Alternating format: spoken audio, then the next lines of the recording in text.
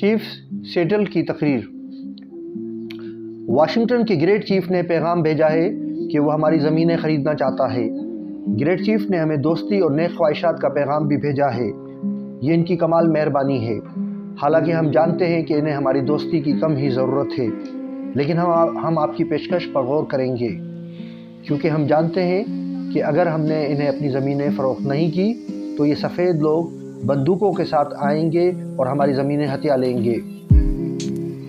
लेकिन आप आसमान ज़मीन को कैसे ख़रीद या बेच सकते हैं? ये ख़याल ही हमारे लिए अजीब है। अगर हम हवा की ताज़गी और पानी की चमक के मालिक ना हों, आप इन्हें कैसे ख़रीद सकते हैं?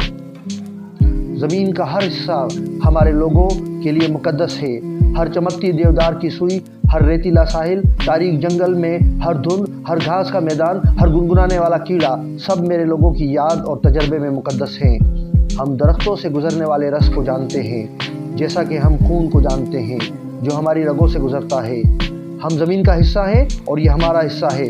खुशबूदार फूल हमारी बहनें हैं। रीछ, हिरन, अजीम उकाब ये हमारे भाई हैं। चटानी चोटियाँ, घास के मैदान में शबनम, छोटे घोड़ों की जिस्मानी हरारत और इंसान सब एक ही ख़ानदान से ताल्लुक़ रखते हैं।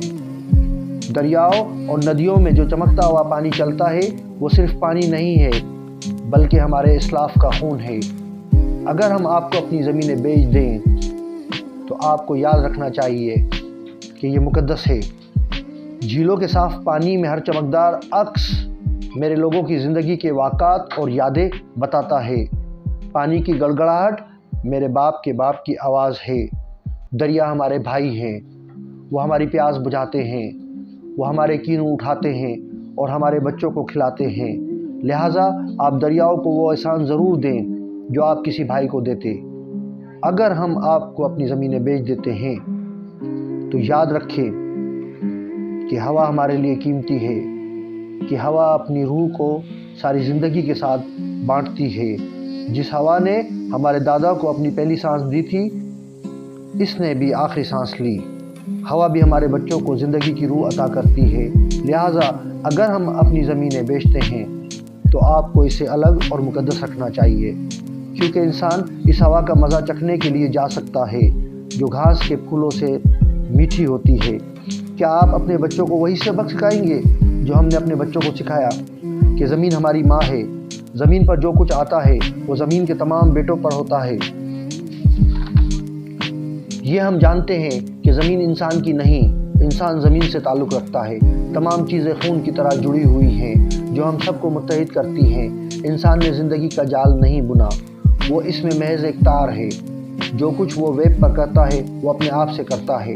एक चीज़ जो हम जानते हैं, हमारा खुदा तुम्हारा खुदा भी है। ज़मीन इसके लिए कीमती है और ज़मीन को नुकसान पहुँचाना अपने खालिक की तौहीन के मुतरादिफ है। आपकी तकदीर हमारे लिए एक मौमा है। जब तमाम भैंसें ज़िबा हो जाएंगी तो क्या होगा? जब तमाम जंगली घोड़ों को पालतू बना लिया जाएगा तो क्या होगा? जब जंगल के खुफिया गोशे बहुत से आदमियों की खुशबू से भारी होंगे और पकी हुई पहाड़ियों का नज़ारा बात करने वाली तारों से ढल जाएगा तो क्या होगा? झाड़ियाँ कहाँ होंगी? गायब हो जाएंगी। अकाब कहाँ होगा? गायब हो जाएगा। स्विफ्ट टट्टू को अलदा कहना और फिर शिकार करना क्या है? ज़िंदगी का खात्मा और बका का आगाज़।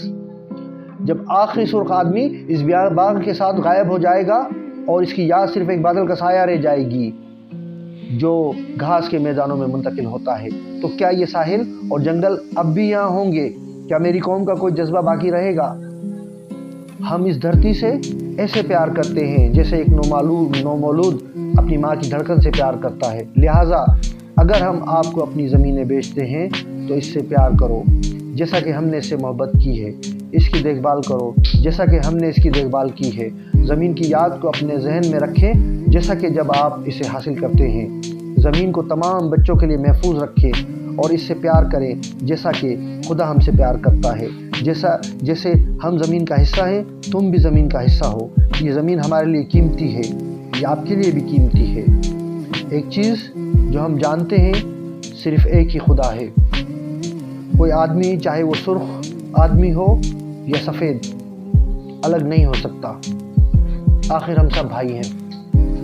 دائم